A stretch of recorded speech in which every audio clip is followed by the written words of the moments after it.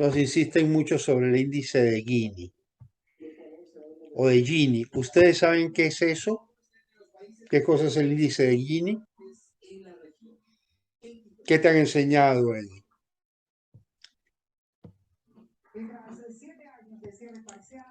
¿Qué te han enseñado sobre el índice de Gini?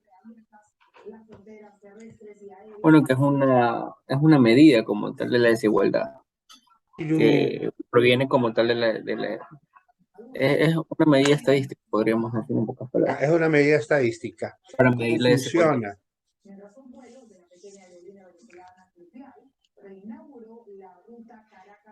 ¿Cómo funciona?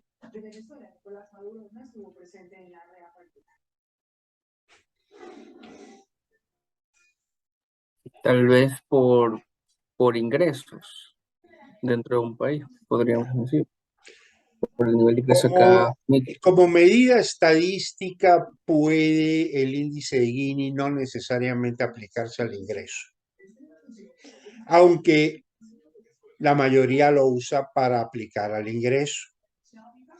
Tú puedes hablar de índice de Gini de ingresos, como también puedes hablar del índice de Gini de consumo. A muchos no les gusta hablar de consumo, pero es mucho más exacto, mucho más real, mucho más decidor cuando hacemos un índice de Gini a partir de lo que es la distribución del consumo que cuando es la distribución del ingreso. Y ahora les voy a explicar por qué. Ahora, en realidad es un índice que mide la desviación respecto a una determinada distribución. Cuando hablamos de la distribución en el índice de Gini, primero veamos sobre qué se construye. El índice de Gini se construye sobre algo que se llama la curva de Lorenz. ¿Qué es lo que nos dice la curva de Lorenz? Imaginémonos, aquí tenemos una lista de 100 personas. Si ven, va desde el 1 hasta la persona 100. ¿Ok? En esta segunda columna vamos a poner los ingresos. Y vamos a ordenar a las personas de acuerdo a su ingreso, de menor a mayor. El que menos gana lo ponemos al principio y el que más gana pongámoslo al final. Entonces, el que menos gana, gana 1. El segundo individuo ya no gana 1, gana 2. El tercer individuo gana 3. Y así sucesivamente. Si yo sumo los ingresos de todos, desde el menor hasta el mayor, aquí tengo mi tercera columna. El ingreso del primero es 1. El ingreso del primero más el ingreso del segundo es 3. 2 y 1, 3. El ingreso del cuarto individuo es 6. 3 que él tiene y 3 que corresponden al 1 y al 2. Y así sucesivamente. Si llegamos al final, vamos a tener que en esta economía hay un ingreso de 5.050, lo que sea, repartido entre 100 personas. Si yo digo que 5.050 lo reparto entre 100 personas y ese reparto fuera igual para todos, a cada uno le tocaría, dividamos esto para 100, 50,5. Pero no, hay unos que les toca 1 y a los que más les toca 99. ¿Ok? Bien, yo puedo graficar estas dos columnas y me va a dar algo semejante a la columna de Lorenz. perdón, a la curva de Lorenz, ¿ya? Vamos a graficarlo y tengo esto, un segundito.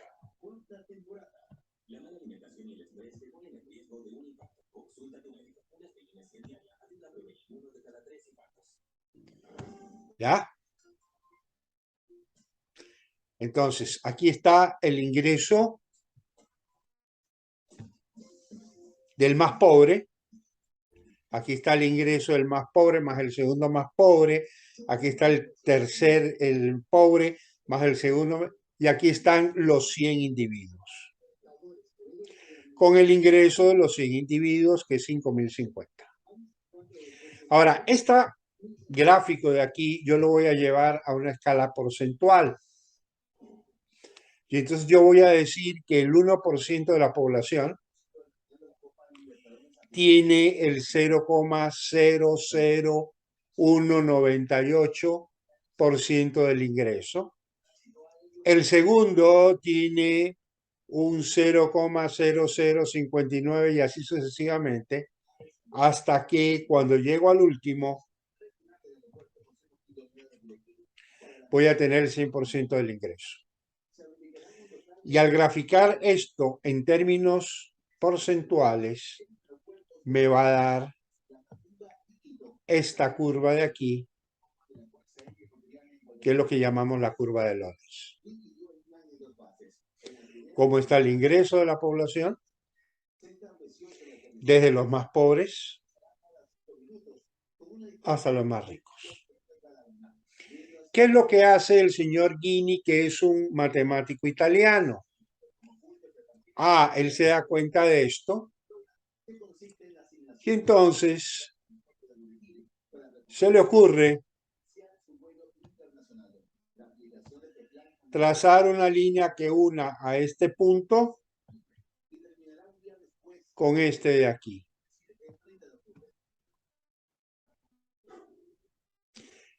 Siendo esto una recta, tiene pendiente constante. ¿A qué es igual la pendiente de esta recta? Pues la pendiente de esta recta va a ser igual al ingreso medio de la población como porcentaje del ingreso total. La pendiente va a ser 1. ¿Qué es esto que hay acá abajo? La diferencia entre esta línea que representa la distribución perfecta. Cuando decimos que es la distribución perfecta, significa que todos reciben lo mismo. Que el ingreso total se dividió para la población. En otras palabras, este es el PIB per cápita. Y esto es la desviación que tenemos de eso. Entonces, lo que está entre esta curva de Lorenz y esta línea que une los dos extremos es lo que vamos a llamar el índice de Gini, que es el porcentaje de desviación media o el porcentaje de la desviación sobre la media. ¿Cuál es, de acuerdo a lo que muchos dicen, la distribución perfecta? La que se pega a la media. Entonces, cuando esta curva se pega acá arriba, el índice de Gini es 0. No hay desviación. Conforme esta curva se mueve hacia abajo, tenemos entonces una desviación mayor. Y por lo tanto tenemos una sociedad donde el ingreso se aleja de la media. Las desviaciones sobre la media se hacen cada vez más grandes. Esa es una medida estadística, una simple desviación sobre la media. que en estadística lo podemos ver como desviación típica, lo podemos ver como varianza. ¿Ok? ¿Qué es lo que ustedes aprendieron en estadística? Ahora, ¿cómo yo puedo interpretar y entender esto? Hay distintas formas de interpretarlo. Si yo quiero artificialmente pegar esta línea acá arriba, aplicando aquello que algunos economistas llaman políticas económicas, yo puedo tener distintos efectos. Puedo tener efectos que aparentemente son positivos, aunque en realidad no lo son. ¿Por dónde yo voy a tratar de disminuir esta brecha de desigualdad? Yo puedo tratar de disminuir esta brecha de desigualdad acá en la base. ¿Ok? ¿Cómo lo hago acá en la base? Veámoslo. Por ejemplo, los famosos subsidios a la pobreza que llevan esto hacia, tratan de llevarlo hacia lo más arriba que puedan, y podríamos tener una línea de esta naturaleza a partir de políticas, supuestamente bajo el supuesto que lo logremos. Ahora, también puedo tener otra solución. ¿Qué ocurre cuando yo, a través de políticas públicas, en vez de reducir la brecha, la amplío? Por ejemplo, la llevo acá,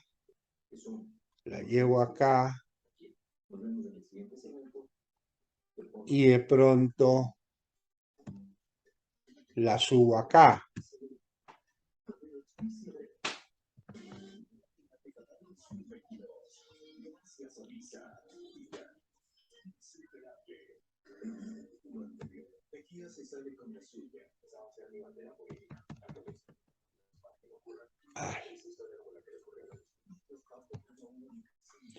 Esta línea de aquí, por ejemplo. ¿Qué es lo que yo he hecho acá? Y he abierto la brecha de los pobres. Y a las clases medias las he acercado hacia arriba.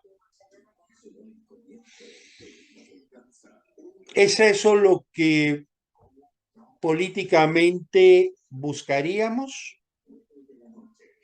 Quizá no sería lo más correcto, pero es el resultado que muchas veces buscamos con la política económica. Por ejemplo, cuando colocamos subsidios indiscriminados. Subsidio a la gasolina. ¿A quién beneficia? A los que tienen carro. A los pobres no los beneficia. Los pobres seguirán subiéndose en su colectivo y les subirá unos cuantos centavos el precio del pasaje. Pero ¿quiénes son los que ganan con el subsidio de la gasolina? Los que tienen carro. Entonces le estamos sacando recursos a los más pobres para dar a los más ricos. De alguna manera el subsidio a la educación tiene el mismo efecto cuando no lo sabemos manejar. Le quitamos plata a la educación primaria, a la educación infantil, para concentrarlo en la universidad. ¿Quiénes van a la universidad? Generalmente clase media, clase alta. La gente que no termina la secundaria, y ahí es donde ustedes tienen que ver su encuesta. La universidad gratuita, ¿a cuántas personas del área bajo estudio que ustedes hicieron les puede beneficiar la educación superior gratuita? ¿Se han puesto a pensarlo? Sí, economista. La verdad es que ni al cinco Ni por la ciento mitad. ni la mitad. ¿A quiénes beneficia la educación universitaria gratuita? A los que ya tienen su secundaria. Y por ese solo hecho están una escala más arriba que los otros. Están más cerca de la clase media que de la clase baja. Eso no significa que yo les diga que estoy en contra de la educación universitaria gratuita, aunque sí lo estoy. Yo creo que la educación universitaria es un negocio que de alguna manera ese dinero hay que recuperarlo para reinvertirlo en los pobres. Y la forma de hacerlo es los que son redimidos a través de un título universitario, que paguen ese título, que tengan 10 años, 15 años, 20 años, lo que sea, pero que se hagan responsables de los recursos que recibieron del Estado. Ahora bien, aquí hay otro elemento que es el que yo les agrego a la tesis de ustedes.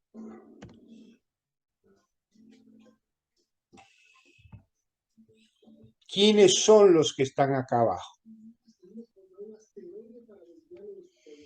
Los más pobres.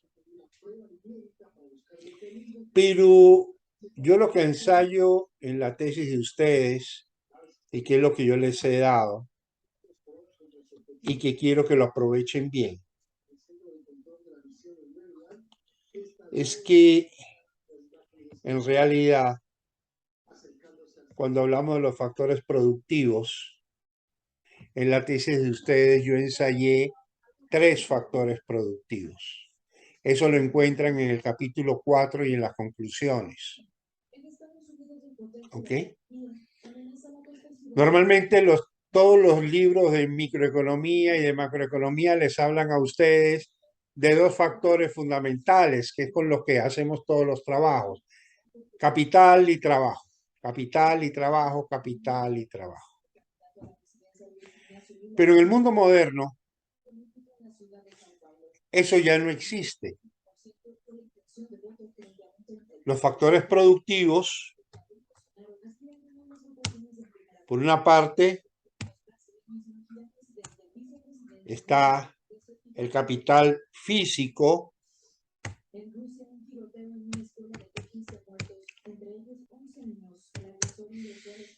que es lo que siempre hemos conocido como capital. Está el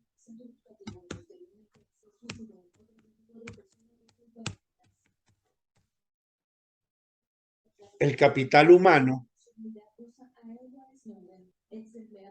que no es el trabajo, y está el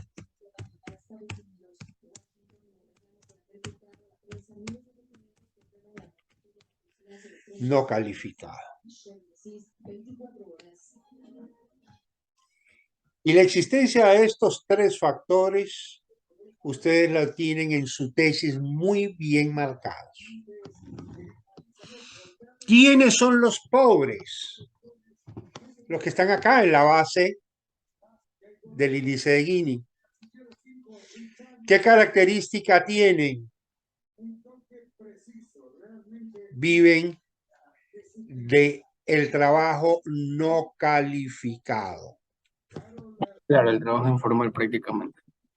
¿Qué es un trabajo no calificado? ¿Quiénes son los que están de la media para arriba? Aquellos que ya han recibido el conocimiento necesario para considerarse como capital. Ya no son trabajadores, son capital humano. Entonces, esa clasificación que tenemos desde los clásicos de capital y trabajo, que también la utiliza Marx como fuerza de trabajo, eso está muy bien para el siglo XIX, está muy bien para el inicio del siglo XX, pero ya en el mundo moderno, ustedes pudieron constatar muy bien en su trabajo que en esa zona capital humano no existe. ¿Sí se dieron cuenta? Sí, tiene razón. Ahí no hay capital humano. Ahí lo que hay es trabajo no calificado. Y entonces volvamos a Gini. ¿Qué es lo que yo tengo que hacer como política económica para reducir esta brecha? Lo primero es transformar este fuerza de trabajo, transformarlo en capital humano, para que por su propio medio pueda salir de la pobreza.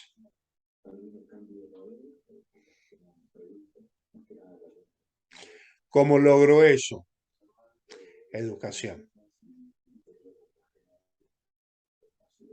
Por eso en la tesis se da tanto énfasis a la educación. Pero aquí hay que entender algo. No es que tomaron un cursito, se educaron y ya, son capital humano. No. Es una formación que requiere tiempo. ¿Cuánto demora un niño en terminar a ser bachiller? Alrededor de 16, 17 años.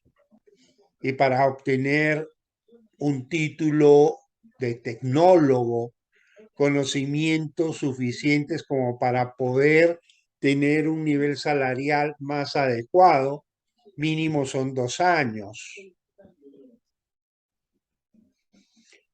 Y tú no puedes empezar con los viejos, tienes que empezar con los niños. Entonces, el objetivo no es reducir esta brecha de la noche a la mañana a punta de medidas fiscales.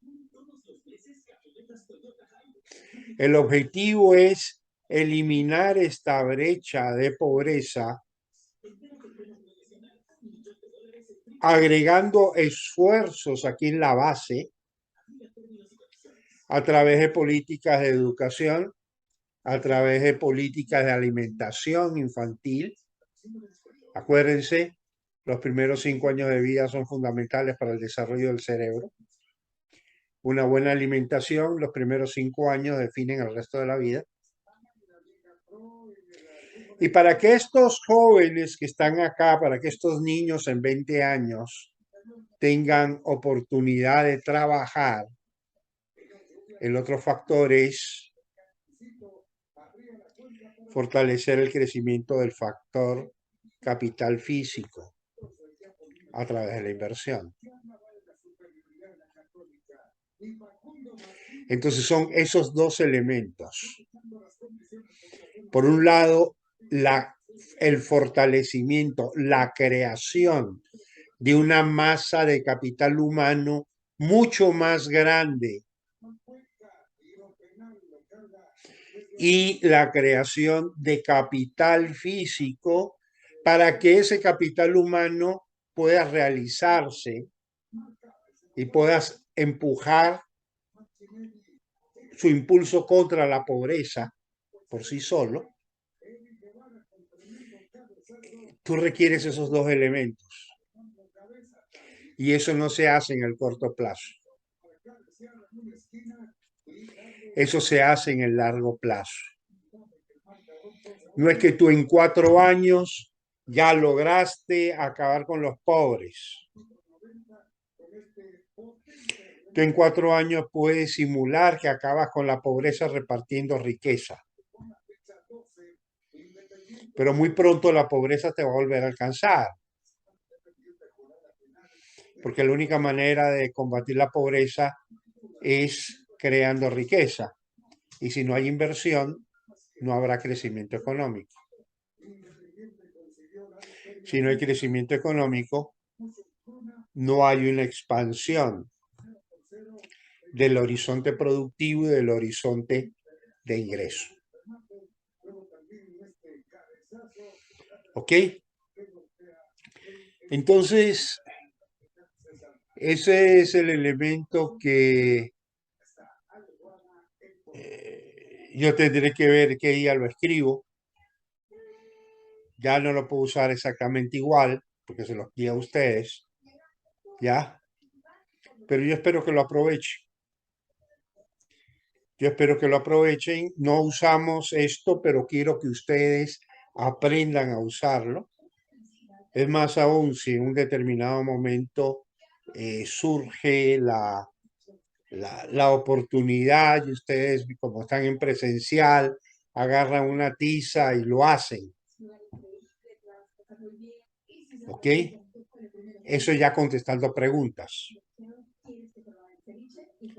Eso ya contestando preguntas. ¿Ok? Bueno, ¿qué inquietud tenían ustedes? Ahora sí. Bueno, por mi parte, tenía la inquietud de específicamente qué podríamos poner como, como en términos concretos en las diapositivas para poder así exponerlo. Obviamente yo sé que no es mucho texto ni muchas palabrerías, simplemente son gráficos, ciertas cuestiones que igual uno hay que explicarlo, pero tal vez algún consejo o tal vez A ver, algún... número uno, yo pondría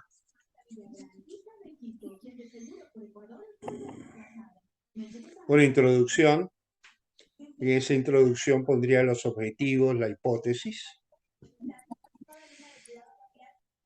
Otra instancia pondría lo que es el marco teórico. En el marco teórico, muy especialmente,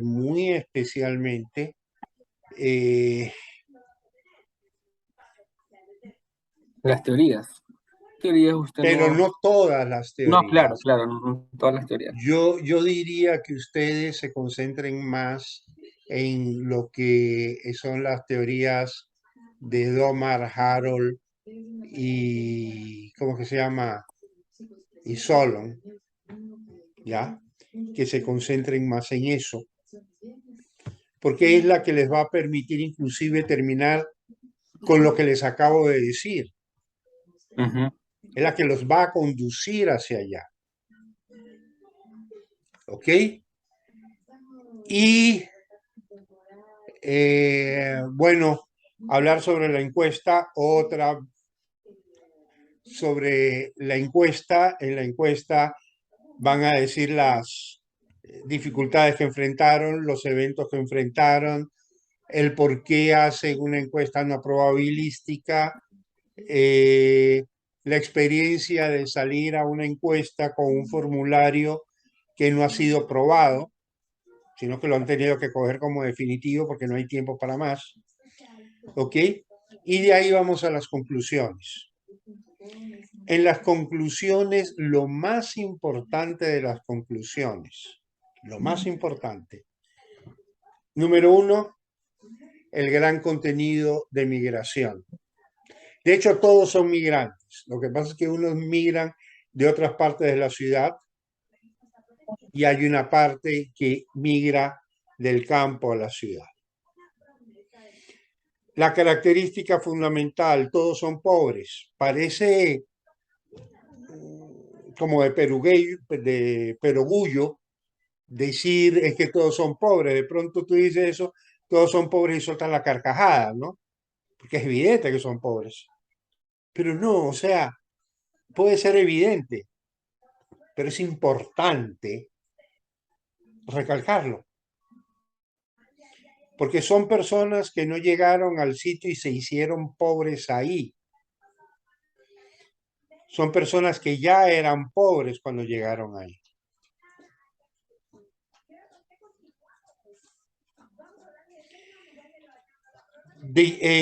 Sí es importante otra diapositiva antes que esa, donde se hable de los procesos migratorios que ha sufrido la ciudad de Guayaquil a lo largo de su historia, cómo la ciudad ha crecido a partir de la expansión de cinturones de miseria que se han ido incorporando en los años a la formalidad,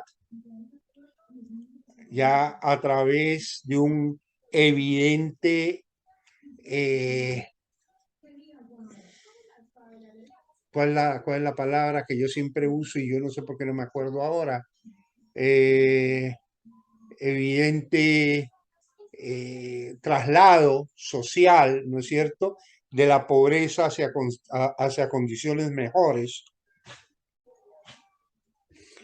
que lleva dos elementos. El uno, pues las propias oportunidades que la ciudad les ha ido dando, y el segundo elemento, la inversión pública que a través de la construcción de calles, de alcantarillado, a través de la construcción de acueductos, han ido enriqueciendo o han ido reduciendo la pobreza de esas mismas familias. ¿Ok? Y que es algo que se viene dando en Guayaquil desde muchos años atrás, y que muchos de los sectores de Guayaquil que hoy son de clase media baja y algunos hasta clase media media, nacen precisamente eh, en la informalidad, nacen precisamente en la migración de gente extremadamente pobre que en la ciudad, a partir de su propio trabajo, van redimiéndose. Entonces, estos sectores los observamos con esa misma perspectiva. Son personas hoy pobres, pero que pueden redimirse. Una parte de la redención la pone el sector público a través de la obra pública, pero el otro elemento de redención es su propio trabajo. Como a partir de su propio trabajo ellos van saliendo de la pobreza, como lo han hecho en otras partes. ¿Qué límite tienen? Y esto es importante. ¿Qué límites tienen? Y ahí viene entonces el planteamiento que está al final de la tesis, que yo les pido a ustedes que por favor lo vean, ¿ya? Y lo pongan en una lámina. Esa reclasificación, sí, viene a fregarme la vida. Ya, pórtate bien. Mira, pórtate bien. Te están viendo, Milvo. Te están viendo que eres una malcriada, que no dejas a papá hablar. ¿Ya? Deja a papá hablar. Eh, lo que les estaba diciendo, en la teoría económica tradicional, los factores productivos vistos simplemente como capital y trabajo. En un mundo moderno, esa clasificación desaparece porque el trabajo ya no es homogéneo. El trabajo ya no es esa fuerza de trabajo de la que hablaba Carlos Marx, donde todos eran explotados y todos eran pobres, y etcétera, etcétera, etcétera. Sino que hay otro elemento que se logra a partir de la capitalización de esa fuerza de trabajo. Esa fuerza de trabajo convertida en capital humano, y ese capital humano logrado a partir de la inversión en educación. Y eso es importantísimo que ustedes lo destaquen entre sus conclusiones. La construcción del capital humano. Es decir, lograr el desarrollo, lograr el combate a la pobreza a través de la construcción de capital humano. Entendiendo que eso es un proceso que toma tiempo, pero que hay que empezarlo enseguida. A los pobres no se los redime de la noche a la mañana, simplemente con subsidios, sino dándoles las herramientas para que ellos mismos salgan de la pobreza. ¿Cuál es, ay, carijo, cuál es el límite de crecimiento que tiene esta población? Su propio conocimiento, su propia capacidad de trabajo. Y a eso, ¿cómo le llamamos? Su propia productividad. ¿Cómo elevamos la productividad del trabajo? Convirtiéndolo en capital humano. ¿Ya? ¿Cuál es la diferencia entre el capital, el trabajo simple y el capital humano? La productividad. ¿Definida por qué? Definida precisamente por la capacidad que tiene ese ser humano de ser mucho más productivo, mucho más creativo a partir del conocimiento que ha venido acumulando en los años. ella también quiere dar clase. Ya, pórtate bien. Ya, Milu. Ya, ya, ya, ya, ya, ya, ya. Ahí, ya. Baja, baja, baja, baja, baja, baja. Que papá no es para eso. Ahí. Margarita, ¿tú qué piensas? Se nos está acabando, nos queda apenas 2 minutos.